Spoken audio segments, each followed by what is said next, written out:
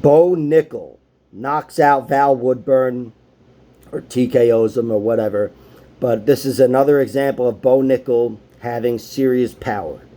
I'm not going to say he's got the best striking, although he might. I mean, he's looked picture perfect at every fucking fight.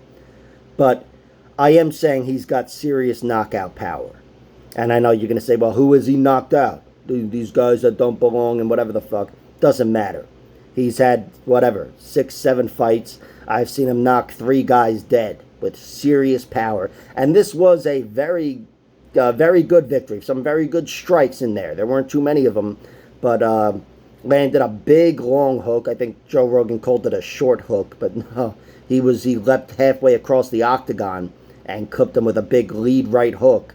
And then put him out after that with a few more strikes, an uppercut and whatever. But Bo Nickal, he's obviously working on his striking and working on his grappling. But, man, the results are there. They're there for him. Yeah, at a low level and whatever the fuck. But still, I think you could take a lot of blue chip prospects with the type of skills he had coming into the sport.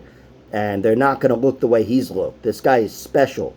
And offensively, man, he's got all the potential in the world. Obviously, the wrestling's as good as it's gonna get, but yeah, really impressive striking and grappling. Anytime I see this guy, so even if he should smoke whoever his opponent is, to actually smoke him and to do it 6 out of 6 times, 7 out of 7 times, whatever it is between pro and amateur right now, yeah, it's something else. Bo Nickal looks fucking phenomenal. Hopefully he didn't break his hand or anything, and he's somewhat fresh, and I'd love to see him fight again soon. He did what he should have done, but again, this is MMA. Shit can go wrong, and Val Woodburn did clip him once or twice or whatever, met him with a nice overhand counter.